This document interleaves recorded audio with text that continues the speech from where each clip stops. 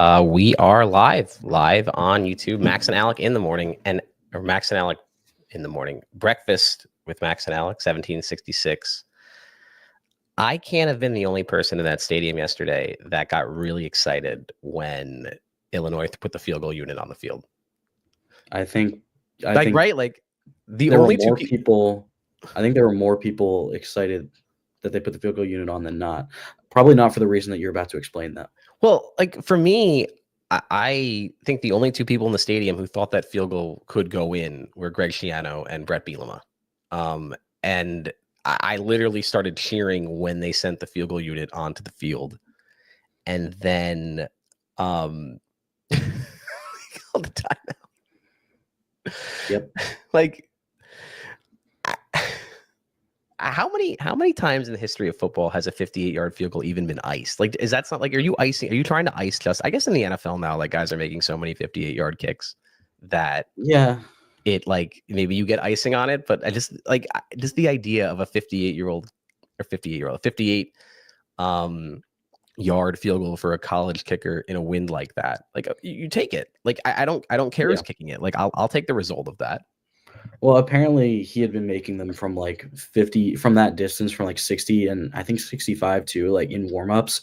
At the same time, though, like I think the wind was, I really don't know with the wind because it was kind of swirling for a lot of the game. So I don't really know for sure if it was like at his back or in his face during warmups, and then it was mostly blowing from the press box side of the stage towards the other side for most of the game. Yeah, it's. I mean, I think it ended up being into the wind. I think it was like based on the way that the goalpost flags were moving, it looked like it was into the wind. But then post game, Schiano said that apparently the wind had been like shifting a couple of times. So who really knows? Yeah. So we're here I wasn't in the wind, so right. You were inside. You were inside. So we're doing this in the morning. This is the first time I think we've done anything before like noon. And Alec is noticeably, he said he's not a morning person, and I can see it. I understand. Yeah. I can feel it. I can feel Alec's tiredness, and I apologize for dragging you out of bed in order to talk about. Did you do the post game for Rivals? Who did post game for Rivals yesterday? We did not do one at all. We didn't do it at all. We postponed it to this afternoon / this evening. Man, that would have been an epic one actually. I feel like you guys missed out on that one. I was getting ready to leave when I called Richie and told him that they had changed the score because for whatever reason the officials didn't announce that the safety actually counted as a safety. I saw someone doing the sign, but I didn't see like anything. I saw one referee, but I didn't see like a whole thing. So I called Richie to tell him like they had changed the score so he could change his post game graphic real quick, and we both agreed that we didn't really feel up for it at this point. That would have been epic. People would have been like, that would have been one of the all time. Like that would have been that would have been good. I don't know about Richie, but I don't usually get fired up like that when things like this happen. I usually just. I meant the commenters. The commenters. Oh, okay, yeah. That's well, apparently WRSU's Nightline had more than its fair share of. Oh man, I kind of feel bad for them. They had a lot to deal with. Oh, so they were getting a lot of like, we got to dump this kind of stuff. Yes, yeah, to say the least. Oh man, I'll talk to someone there. I want to get the recordings from that, and maybe we'll play some of them next time we have a show. It's actually a great idea. Let me actually make a note of that because I want some of these WRSU calls from Nightline, assuming they recorded it, because they're supposed to do those kinds of things at the student radio station. Nightline callers angry, but. I have rarely walked out of the stadium. I don't think I ever have. I think that's the worst loss I've ever seen there. And that includes the 2012 Louisville game, because the 2012 Louisville game just kind of felt like Rutgers played hard and played well, and they just had it stolen by Teddy Bridgewater. Whereas yesterday just felt like just a complete, just like incompetent disaster. And I have never walked out of that stadium more kind of just like in shock about what I saw. Though I did meet Rutgers fan Hall of Famer Kevin Fine on the way out for the first time. So that was exciting. He was honored with his fan Hall of Fame induction. and Hall of Fame induction. What was it, like between the third and fourth quarter, I think, maybe. Yeah, I think so. Sometime around then, and he was down there with Ronald McDonald, longtime fan of Rutgers sports and of the Rutgers media universe. And congratulations to Kevin. So that was great. But as far as otherwise walking out of that stadium, just completely just in shock about what I had just seen. There were so many things that happened in that, like down the stretch of that game, that kind of went under the radar, and something that I don't think many people noticed until I brought it up on Discord, was the play that Monangai scored on. An Illinois player had been hurt the play before that, and we all thought it was a charge timeout to Illinois, but as it turned out, it wasn't a charge timeout to Illinois, and then the clock was running on the touchdown play to Monangai, and I don't think Rutgers knew. If Rutgers knew, they could have ran down the clock on that play down to, like, I think it was, the ball was snapped like 1:15, and there were 35 seconds on the play clock. So they could have gotten that all the way down to 40 seconds before snapping that play. And that's something you're probably going to do.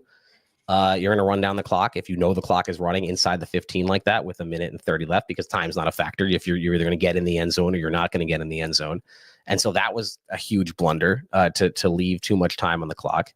And then obviously everything that happened on the final drive, people, I don't know, the play call, the blitz, I thought maybe the guys kind of hung back too much. Maybe they left too much of a soft. So I don't have a problem with the idea of a blitz there. I don't know.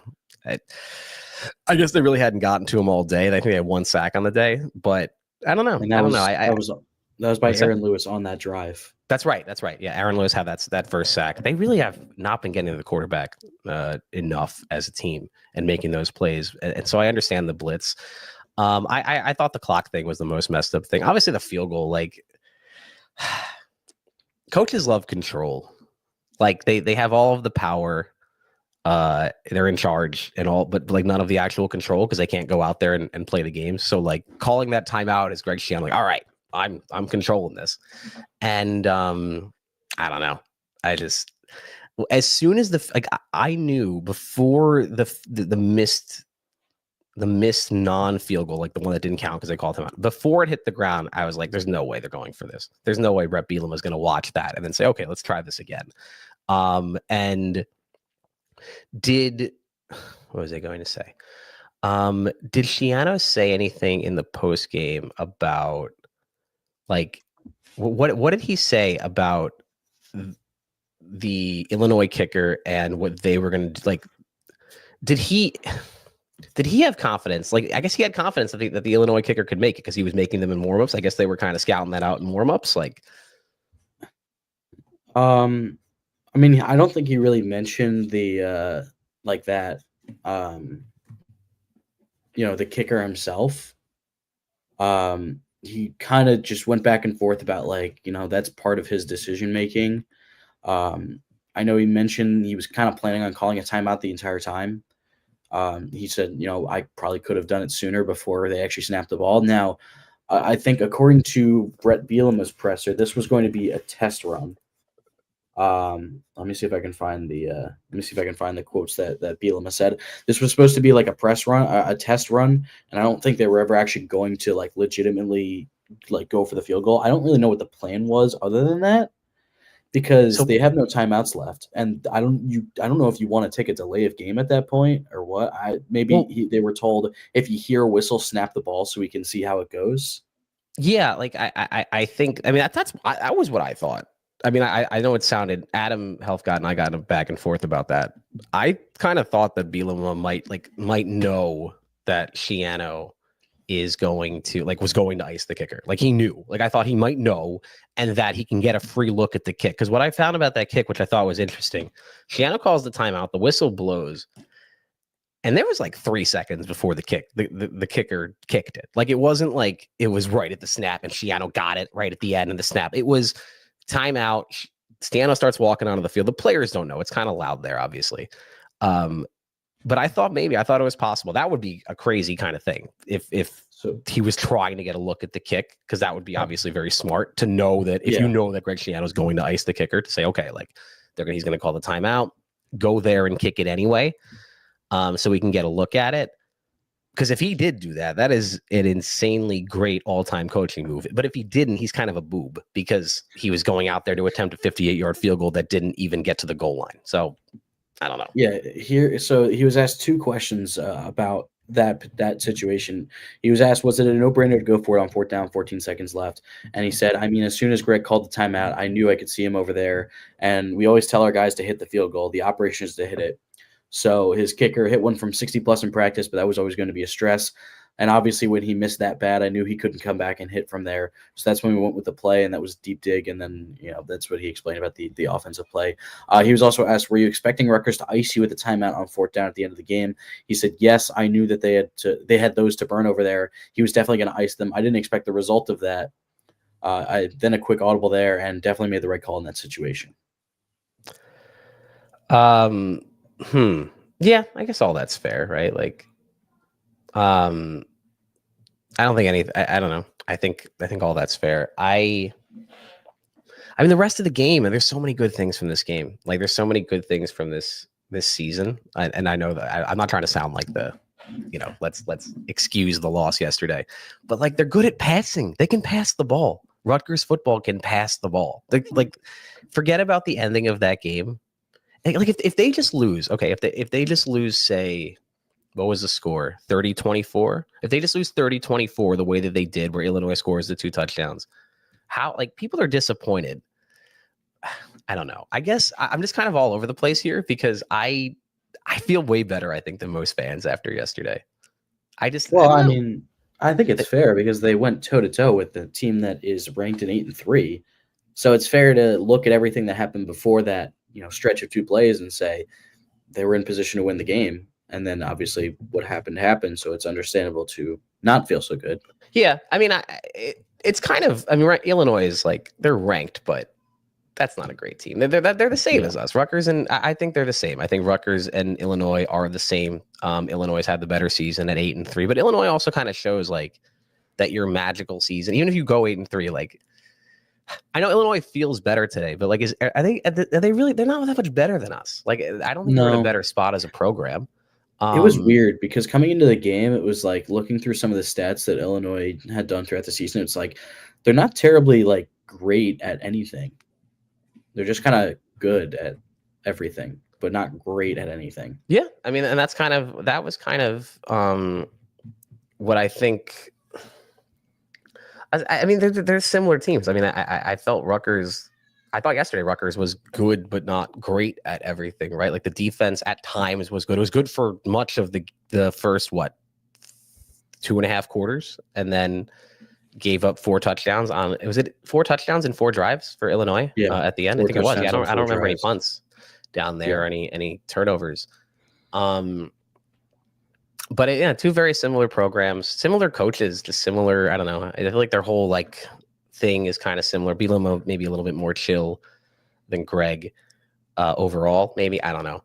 But I don't know. I thought I look at these things so much differently than most people. I thought it was a fun game. I had a fun day. Other than the music at the stadium, which I guess we can talk about at some point. I can't take it anymore with the music at the stadium. It's terrible, and nobody seems to like it. And I'm waiting for one person to come out and tell me, actually, no, I like this. And I still haven't done it. That's the thing. Let's just do the music. So the music at the stadium, they play too much of it.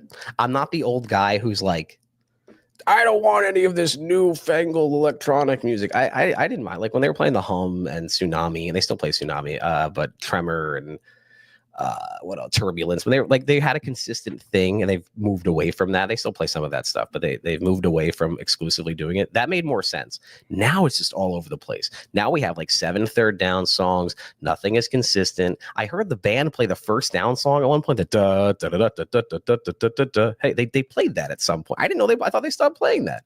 Rutgers got a first down, and then it was da da da da da da da da da da da. Hey, da da da da da da da da da da. Hey, first down, like that whole thing, and it doesn't make sense. Nothing at the game makes sense anymore.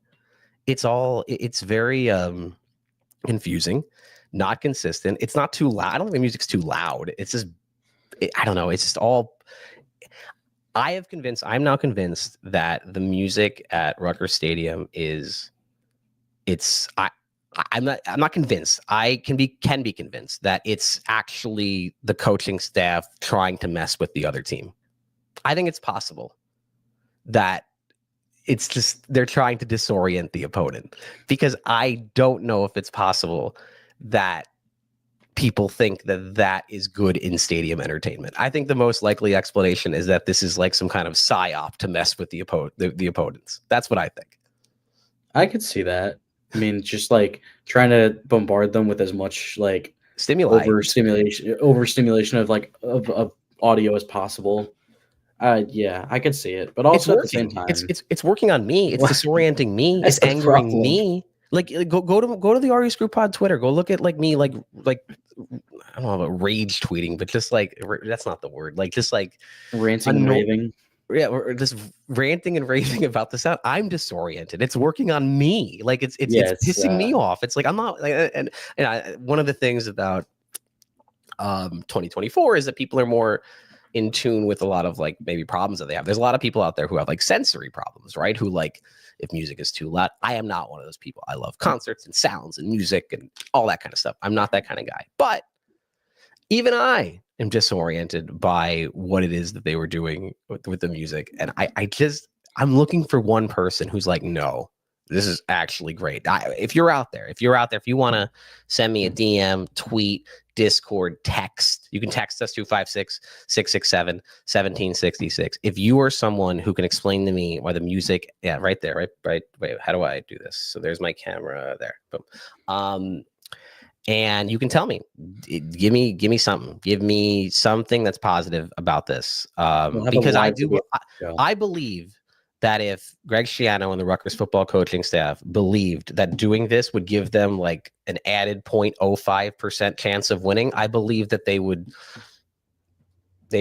mess with our audio experience to do that. In a second, and we have like the weirdest environment in college sports, and it's not good. It's not good. The fans don't know how to make noise. No one's cheering anymore. It's just weird sitting in the crowd now. Like, and I say this as someone who hadn't done it in a long time. Like, I had been the spotter and statistician for Rutgers Radio for 13 years. So I hadn't done a lot of sitting in the crowd in that time, but I was like right near the crowd, and I could you get a sense of like how the crowd is and the energy. And there's just nothing there. It was 10-3 in a Big Ten game. They're shutting down Illinois, and just it's dead because you don't even have a chance to make some noise, but you don't have a chance to make some noise because then there's like 20 seconds of sounds afterwards. And I am not the old fogey. Let the band play. Like, okay, you can let the band play. Like, okay, like I like the band. I like the pageantry and all that stuff in college sports. But like you can do new music and new things. That is someone replied with like, they're trying to make it like a Saturday night at DJs. They are, but they are failing at that. Like if you do that, if you want it to be like that, do that. But they're not doing that. It's just it's a bombardment of stimuli and sounds, and nothing is consistent. I don't even like what happens on third down, because sometimes it's Welcome to the Jungle, sometimes it's For Whom the Bell Tolls, sometimes it's has it Annie Up sometimes on third down. It doesn't even make sense. And then sometimes it makes some noises thrown in there. There's a train whistle. It just honestly, it just feels like it almost feels like I'm producing it. Like I produce the pod sometimes where I just push the boing button. That's sometimes how it feels on the scoreboard. And I don't know if anyone wants me. Actually, maybe people do want me running the scoreboard. Oh yeah, the boing. I don't have the board set up today. This is a casual Sunday morning setup. I don't have the soundboard. Honestly, I just kind of forgot. Kid stuff. Delayed by kid stuff this morning. Is there anything else from the game that was like other than the end? Everyone want to talk about the end. And I mean, the end. I feel like an underrated part of the end. I said this too. Brett Bielema was going to come out looking like a complete idiot for running a QB keeper with Luke Altmaier to run out the clock and set up a 58-yard field goal with the wind in his face. Yeah, that didn't. What was that? They were moving the ball too. Like they were. I didn't understand it. Yeah, they were moving the ball. I think if you're like 10 yards closer to the end zone, then that's a fine thing to do. I wouldn't recommend it with that wind, especially, but it's a fine thing to do. Yeah, like it wasn't even like it was like a quarterback sweep. It was like seem like a play that like you would run at the 20-yard line and not at the 40. Set up the hash for your kicker. Yeah, I think that's what it was. But then you burn your last timeout, and there's still like 24 seconds left. So I'm really not sure what the rationale was for Did that there. Bielema, did he not know where he was on the field? Like I just feel like something weird. I feel like there's something weird. I don't know. I feel like he didn't know. I don't know. I feel Bielema definitely escaped because kicking that field goal, unless he was literally trying to like, unless he actually was, he knew Greg was going to call the timeout. So basically, what I'm trying to say is either Brett Bielema is like the biggest idiot in the world or like the smartest coach in the world, and I'm not really sure which. Yeah, honestly, like there's a chance that he was thinking like, all right, so if I set up the field goal now, and then he's going to call the timeout, and then we go for it, and then we really do a number on them. But Yeah, I really I don't know. I don't it know. Maybe stinks maybe because maybe he needed a look at the kick. I don't know. 6-5. They're going to a yeah, bowl. It looks like. I mean, I don't know what the bowl scenarios are. Uh, Important game next week. 7-5, much different feeling than 6-6. 8-4. I mean, we talked before about like how yeah, records look and all that, but like 8-4 is a cool looking record that we will not be getting to this year, which is kind of disappointing. Also, if you take a look at the Big Ten standings, that was a big game for like clout and posturing for the future. Because if you look at this Big Ten standings, you've got the 4 at the top in Oregon, Ohio State, Indiana, and Penn State. They're going to finish 1-4. But Iowa is there at 5-3. Now Illinois is 5-3. They obviously wouldn't be if Rutgers had won that game, and so you'd have Rutgers at 4-4 there with a bunch of teams. Basically, Rutgers could have finished. Alec is popping it up there. Rutgers could have finished 5th in the conference, and now they sit at 13th, tied for I guess 11th in the conference, and that's a big deal. And that's a cool. You look at that season, and you go on college football reference, and it'll say Rutgers 7-5 or whatever, and 11th in the Big Ten, but it's saying 5th in the Big Ten. That's a big difference. You want finishing 5th in the Big Ten, but behind those teams was a possibility. I think they would have needed like Iowa to lose next week, or I don't know what the combination of things would have had to be to get them to 5th place, but it was possible. Obviously, a winning Big Ten record was possible. 5-4 and 8-4 in the conference. That would have been incredible. I don't know. I'd have to look. I'm not sure if Rutgers has ever won more than 5. I don't know if they've. So I guess they did in 2006. They won more than 5. Okay. Oh, in the Big Ten at least, I don't think they've won 4. No, they have not won 4. That's still that's still on the table. I did not realize that Maryland is 1-7 in conference. That's rough. Yikes. Maryland is, in fact, one. So actually, Rutgers was 5-2. Rutgers was 5-2. Why can't I add? I'm like not capable of adding right now. Yeah, so actually Rutgers was, they've never won more than 5 conference games, at least not in the Big East or the Big Ten, because the Big East used to only play 7 conference games because there are only 8 teams. So they never won. They went 5-2 in 2006. So Rutgers has never won 5 or more than 5, so they could have tied their all-time conference wins record. That's obviously out the window. Finishing over 500 in the Big Ten, out the window. But finishing over 500 for the season, not out the window. 7-5, ruining Michigan State's season because Michigan State has been bad this year. They've had a bad year, and finishing with the same record as Michigan State would be embarrassing. Like that would be a bad look to have the same record as this bad Michigan State team. Yeah, so I think there's a lot to play for next week. They have talent, but like they're just not very good. Like that's the thing. And I have a bad feeling about where this is going to go because like those late November games after Thanksgiving in East Lansing, it's going to be like 25 degrees out there. Everyone's banged up. I still think they're going to win this game. I just don't think it's going to be very pretty. Oh, I don't. I think that it's never pretty. Actually, yesterday was kind of, a little poorly played, but 38-31, that was fun. Was it poorly played? I don't know. 2 kind of mad teams going back and forth. I was 38-31 scoring points. All I've asked for years from this program was like, I obviously want them to win more, but like a competent passing attack, and we got that. Also, I will say, Yeah, I will say this. It is nice to like look at a ticker on like ESPN and be involved in like a normal Big Ten game. Yeah, exactly. Like in the past, it would be like, wow, that team lost by 50. That's gross. But now it's just like, oh, they lost by 7. Yeah, and people don't want it. And I always feel that, and people they don't want to hear that. They don't want to hear about sure. I'm not. It's not. Yesterday's not okay. There's nothing acceptable, unacceptable. But Greg has got to do better. Team's got to do better. Everything. I'm not being the team program apologist. That was embarrassing. That was really bad.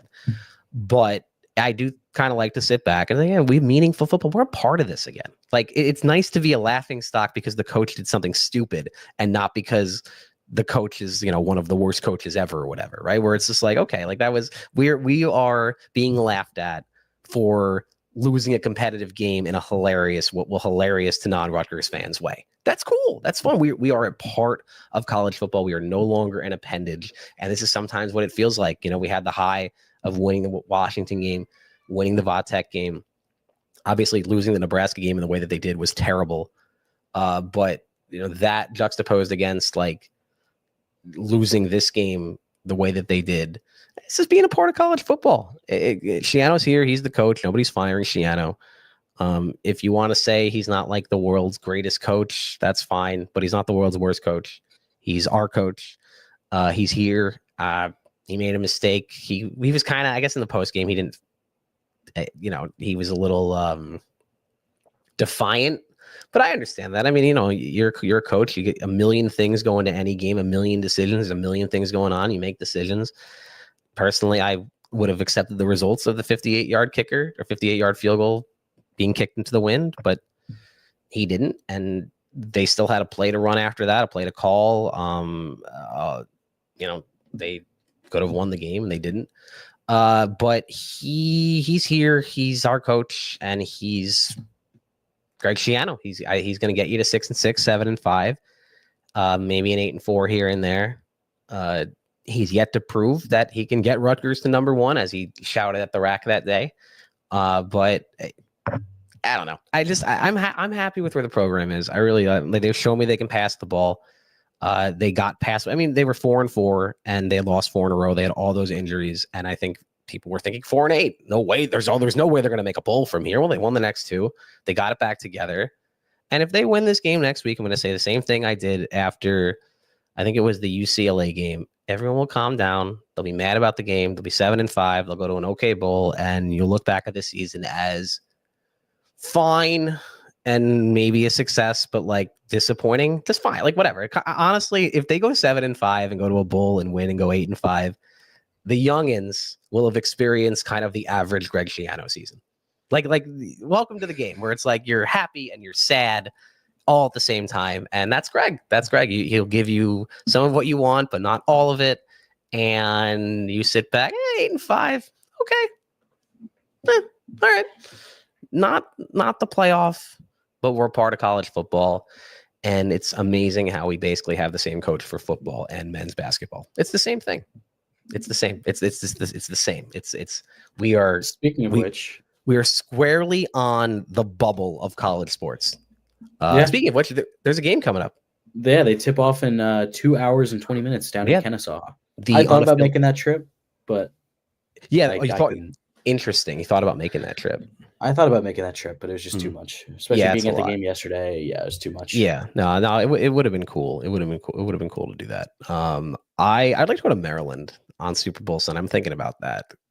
I'm going to Vegas. We got to talk about that. Oh, right. Yeah, you are going to Vegas. I am going to Vegas on Friday. Danny Bressler will be there for an entire going there tomorrow morning, actually. And if he, can make it to Friday, we'll see. I mean, it's a lot of time in Vegas. But yeah, I'd like to get down to Maryland for that game on Super Bowl Sunday and get back in time, hopefully. It's not a bad drive. I've never actually been there. I've never been down there. I've never been to a Big Ten road game. Yeah, I mean, as long as you take like 95 down most of the way, and then maybe go around on like 895 through Baltimore to avoid that traffic, it's really not that bad. Like 3.5 hours or so, maybe. About, yeah. Okay, that's not too bad. I might make that. We got Kennesaw State. People are terrified of this game. I think most fans kind of assume they're going to lose. I mean, obviously, by the time some people are watching now, but like most people listen or watch this, the game will be over. The only thing I know about this team is that I don't know anything about this team yet. I don't know. They have Ace Bailey and Dylan Harper, and Durkak, I think, is the third best player. Do people agree on that? I'm trying to think. I mean, Hayes is up there. What was that? I guess Jeremiah Williams. We thought, but he I don't know if he's banged up or something. But I think he was. He had a shoulder thing, I want to say. Yeah, he had a brace on the first few games. Mm-hmm. Then he had a smaller brace on for Merrimack, but he ended up having to get it I think massaged or something during that game because it was bothering him. Right. I will say, Jeremiah Williams he locked up Adam Clark at the end of that game, towards the end of that game. Mm. Yeah, they're going to need him. They're going to need him, obviously. I wonder with lineup combinations, like someone like Jeremiah Williams might end up getting squeezed out because you have to have guys who can knock down shots around Ace and Dylan. So he might get squeezed. I mean, if he plays defense, you're gonna get in there for Peichel. But one thing I do enjoy about watching this team is that minutes are available within every single game. Ace and Dylan are gonna play what they're gonna play. Everyone else. Also, I just remembered that it is less than 3 hours until game time, so it's time for this. Oh, we have a men's basketball availability for it. None. Oh wait, we have questionable for Jeremiah Williams. Okay. It's 3 hours. I thought it was 2. It's 2 for football. I guess it's 3 for basketball. Oh, interesting. Yeah. Okay. All right. So we got Jeremiah Williams questionable. The minutes are up for grabs, and I think it's a cool thing that people say the team is really deep. Depth is kind of a weird word because a lot of times depth just means that none of your players stand out amongst the other ones. But I think it's kind of in the middle here. I don't know how deep this team is. I know they have a lot of players battling for minutes. It appears that Durkak has one out. He's going to play 30 minutes a game. And I think that as long as he's not dribbling and he's shooting a lot but instead doing the things that he's good at, he's going to be that. But there's competition. Martini's going to battle for minutes. PJ Hayes, Acuff, and it's going to depend game to game on who's playing well. And, you kind of, every game, I feel like he's going to have to find the guys. I feel like every game it's going to have to be, who are the guys who are giving me the most tonight? Now, it's always like that, except in the past, it was always, well, we know it's going to be Gio and Ron and Paul Mulcahy and Cliff Amore and Caleb McConnell. Those are who, whatever the combination happened to be at the time, those were going to be the 5. On this team, who knows? I don't know. In any given game, it could be anybody, which, depending on how talented the guys are, is either a good or a bad thing. And I guess all of this is to say I have absolutely no idea what to expect from this team. Nothing. You could tell me anything about what this team will do this season, and I will still believe it. Defense looks bad, but they still have Ace Bailey and Dylan Harper. I feel like people have really soured on the first 4 games have really, really kind of made people not as hopeful, right? It's weird because the offense is there. The 2 stars have played like it, but I feel like a lot of the surrounding pieces have played, either to or above expectations, minus a couple. But there's still a weird lingering sense of pessimism. Because again, the defense hasn't been great, but at the same time, you are replacing 9. You have 9 new players. 5 of them are freshmen. Granted, 2 of them don't really play, but still, that's a lot to overhaul. And we've seen a Rutgers defense get better as the season goes on for many years running now.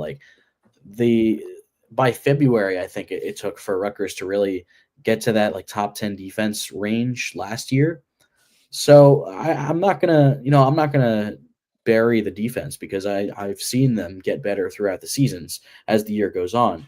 So I don't know. This game is weird because today's game is weird because it's a 1:00 game on a Sunday on the road against an Atlantic Sun team, which I don't think you ever see. And then you have one day off and then you have to play Alabama. So I think a lot of people are worried because of the trap game element, because Kennesaw State's not a very good team. I mean, looking in KenPom, they are ranked 178. They're not a great team, I'll say. I think they're the best team that Rutgers has faced so far. They're the best team Rutgers has faced so far, and they're on the road, and it's right before they go to Vegas. I don't think they're coming back. I think they're going right to Vegas, I think. Mm-hmm. So what's going to happen? I don't know. Yeah, I look at this. They you said Alabama. They play Notre Dame on Tuesday and then Alabama. And I'm just thinking I'd rather play Alabama on Tuesday than Wednesday, because playing Alabama as your 3rd game in 4 nights, that could be really rough. Especially they'd have to win these next 2. I think that if you look at their what the resume will end up being, and obviously there's a ton of time for this, but let's be honest, I expect them to be on the bubble. I don't know. Just because I think that's the medium outcome. So if they're on the bubble, they need these games. You can't lose at Kennesaw State. It's a quad 3 loss. and then losing Notre Dame on a neutral floor, I believe would be a quad 2 loss. That doesn't really matter as much if we're looking at the quads or whatever. Which I promised I would never do, so I'm not going to do that. But obviously, Alabama had 6 days off. They played Illinois on Wednesday. They don't play until Tuesday night against Houston. But that is nice for Rutgers that they play Houston, which is like maybe the hardest team to play against in the country, and then they play Rutgers. That is basically the equivalent of playing 2 games in 3 days. Yeah, exactly. And so like Rutgers, I'm glad we don't have to play Houston and Notre Dame or Houston and Alabama back to back. That would have been crazy.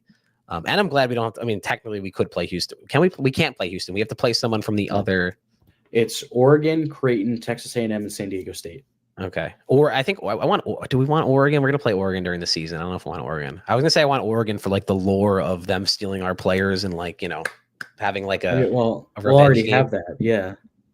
Well, we have that with Alabama. No, there's something different about Oregon. It was like, because the Oregon stuff was kind of before everyone was transferring everywhere. Or like, it was like a specific thing where they took Eugene and Jacob Young. And so like, now it's like, I don't know. I don't feel as personally slighted by Alabama. Like everybody's transferring everywhere. We have so many other players that are being hate watched by Rutgers, as people are certainly noticing that Gavin Griffiths is doing nothing at Nebraska. And Derek Simpson he's playing a lot for St. Joe's, but he's not, I mean, he's doing the Derek Simpson thing. He's playing defense and energy, but he's not making a ton of shots. And Cliff has been fine at Alabama, kind of playing the role that he played his freshman year at Rutgers, where he's only playing like 21 minutes a game. But obviously he's better than he was 4 years ago. They're great. I mean, that's a fantastic team. And if Rutgers doesn't get some of their defense together in the next couple days, I think we all expect Alabama to put up 100, right? Like, I think that we're all thinking 100 points for Alabama. Yeah, I think the concerning thing is like this Alabama team hasn't really shot the ball well, and they've still scored 110, 88, 72, 78, and 100. Well, Mark Sears isn't playing well at all. Exactly. That's the concerning part. They're really not. They're shooting 30% from 3 as a team, which is pretty good. But when you talk about Alabama standards, it's like it's okay. Like their leading 3-point shooters play 9.6 and 19.2 minutes per game. Their main guys, like Latrell Wrightsell, is shooting pretty well, 37.5. But like in a lot of these games, they haven't really had that full like push to shoot from 3. Like they did, like they're expected to, and that's what's even scarier. They're still scoring 100 even without that. Yeah, and like Sears, who last year put up 21.5, 51% from the floor, 44% from 3, is only shooting 40% from the floor and averaging 14 points a game. Now they're spreading the ball around a little bit more. He's playing a few less minutes, but they're great, and that is going to be a test. But two tests before then, right? Like the season could feel over before the Alabama game. It's possible. If they lose these next 2, like you're really not going to feel good. You're really going to feel like they're going to have to win like 12 conference games or something like that to make the tournament. Yeah. You're going to be at the rack. The women are playing. Yes, they are playing Princeton at 2:00. Oh, that's a good one. That should be a solid game. Princeton's down 2 of their better players from last year. Madison St. Rose is out for the year with a torn ACL. And Caitlin Chen is now at UConn. So we'll see. Princeton destroy them last year? Kind of. They destroyed them to start out because Rutgers last year had an epidemic of slow starts. Okay. But then in the fourth quarter, they kind of battled back and made it respectable. They lost, I think it was 66-55. Okay. In my mind, Princeton was up like 25 or something crazy early. Okay. They were up by like 18 points with like a couple minutes to go at the end of the first quarter. It was bad. Okay. All right. Because like it's funny. It's funny how like when you don't like necessarily pay attention to stuff, to the information that you like you hold. Because in my mind, Rutgers lost that game by 40. Like that was kind of what I assumed because I never went back. It was 38-17 at halftime. Okay. And then they ended up winning the second half 38-28. And they're looking pretty good. Right? I mean, Destiny Adams is playing well, and they're looking good. Yeah, I watched Taylor, the freshman, is very good as advertised. Mm-hmm.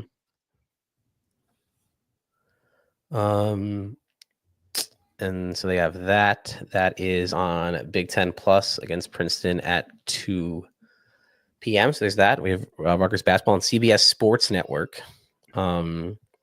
Which I'm not sure. Have we ever had a game on CBS Sports Network? I'm not sure if we have. Good question. I don't know. Oh, well, we used to have, so CBS Sports Network, this is going way back, is the what's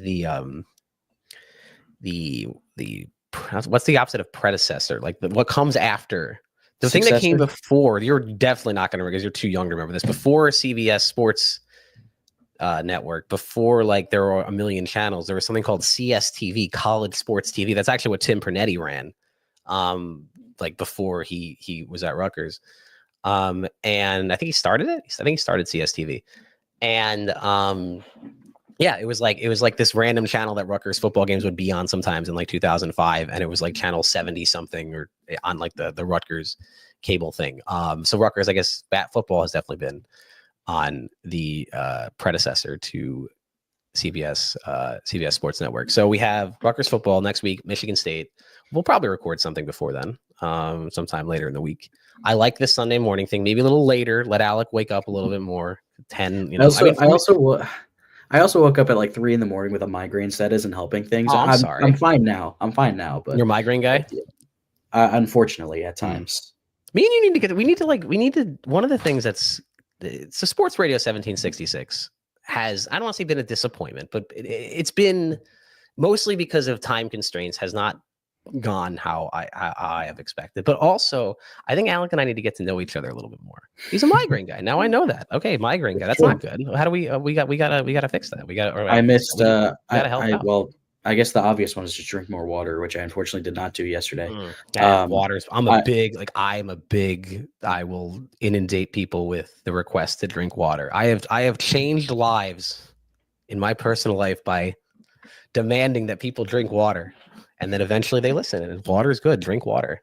Yeah, I also missed my first Night Report podcast appearance after the Scarlet Open because of the same reason.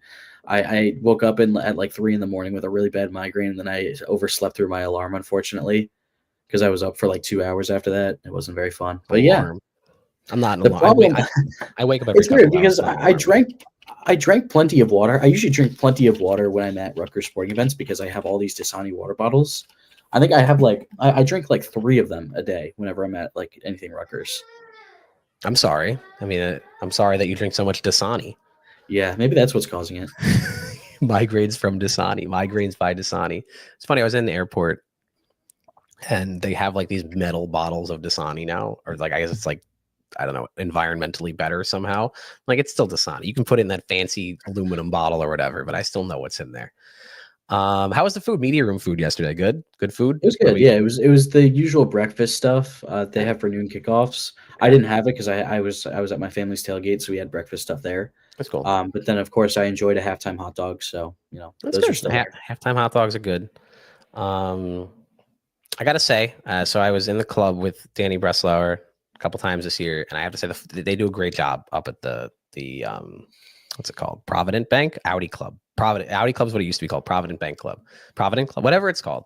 It's great. They do a really good job with that. It's nice in there. It's warm. I bought this hat. I know you're gonna say you already had that hat. No, I bought this hat yesterday because they had everything in the stadium was 20% off on sale. The other Rutgers hat, the white hat I bought in the parking lot, very low quality. This is great. But yeah, you know what? Overall, I thought a fun season at Rutgers Stadium. I know what they go 5-2. Was that the record at home this year? I think it was 5-2. They lost the game yesterday, and then the game against UCLA, and then they won. Wisconsin, 4-3. Well, yeah. They were 4-0 with me there before yesterday. I hadn't seen a loss. I wasn't there for UCLA or Wisconsin, so that was the first time I had seen a loss. Actually, wait, I'm trying to think. When's the last time I saw a loss as a fan there? Wow, that's been like a really long time. It's crazy. All right, so we talked about the music. I didn't complain enough about the music. I'll do that later in the week when we get back to it, because I don't know. I can't anymore. I can't let this go. It has to stop. The music has to change. Like, you got to let us watch a football game. I distinctly remember having conversations with people at a football game. I once got yelled at by former Rutgers, or at the time current Rutgers women's basketball player Heather Zurich, because I was talking during a football game and I was saying how bad Mike Teal was playing. This was 2006 against Ohio. and he was playing poorly, but the team was winning. And she was like, well, he's playing poorly, but the team is winning. So why are you doing this? Whatever. And I think they were like dating at the time. I didn't know this till later. Any of this, I was like, who's this random girl who's like talking to me about why I'm talking about football, whatever. And I'm like saying that the quarterback's playing poorly and she's getting mad at me. Like, I didn't understand what was going on until I was actually for WRSU doing a Rutgers women's basketball game. Like, wait a minute. Now I understand what's going on. But that'll never happen today. There is no equivalent of me at Rutgers that could talk during a game and bother somebody else, because you can't hear any. You literally cannot have a conversation at the game. It's not possible. There's no time where you can have a conversation with anybody about anything at the game. You are implored to make some noise, but never given time to do so. And I am going to make it my life's passion. No, I'm not. I'm going to forget and move on. But in my mind, I'm going to change the music at Rutgers Stadium. I'm going to find a way. I'm going to change the music, but we'll see. Probably not. We're making a difference. No, we're not. We're not making any difference. We're not making any difference whatsoever. Okay, I think that's about it. We got to about 45 minutes. That was a fun little thing. I enjoy talking about the game right after it happens. It's a little harder when it's like Wednesday. It's like, all right, let's talk about the game from Saturday. But no, it's just fun. Thank you for waking up. I greatly appreciate it. Maybe get back to sleep. I gotta leave for Jersey Mike's in about. That's right. I got about a half hour. It's funny. I would have been up anyways because I set my alarm for like 9:20. So we could do this, and then it's funny. I woke up at 9:19. Nice. On my own. That's always good. And I was a little late. Alec was ready, and I didn't text him, and I feel bad, but kid stuff, and I apologize. I know you had a migraine. You woke up early. Now I find out later you had a migraine. I look at you. I can't lie. You look tired. Like I am tired. And I get up. Alex sitting at his computer. Where's Max? What's he gonna do? Is Max gonna? I'm like, I feel bad. I apologize. I forgive you. It's okay. Okay, cool. All right. We'll get that migraine in order. Go get him at the rec, and we will talk sometime. And I'm going to Vegas on Friday. I keep forgetting that. I keep forgetting. Yeah, we talked about that. Yeah, no, I don't think I keep forgetting about the idea of we'll talk later in the week. Like I don't know when, but we'll figure it out. I guess it won't be Thursday because that's Thanksgiving. Friday, I'm going to. I don't know. We'll figure it out. I'll probably record something in Vegas. I'm going to try to convince Danny to record something in Vegas. We'll see. I don't think he's going to. He won't do it. He's going to say, I'm on vacation. He's doing his Spaces today at 3:30, which is true. I just saw that. Weird time. Do his Spaces middle of Sunday. Right after. It's right after the game, so yeah. No, I understand. I think people will go listen to that, and Danny will be.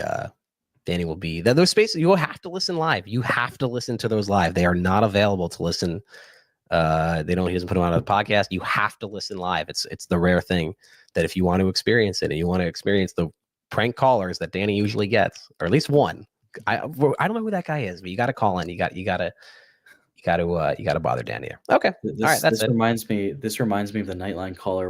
It was one time someone called into Nightline under 3 different names with a obviously comically fake Indian accent. Oh, wow. And it was my friend Carm, who is an interesting guy. He's from Long Island, and you can tell he's from Long Island.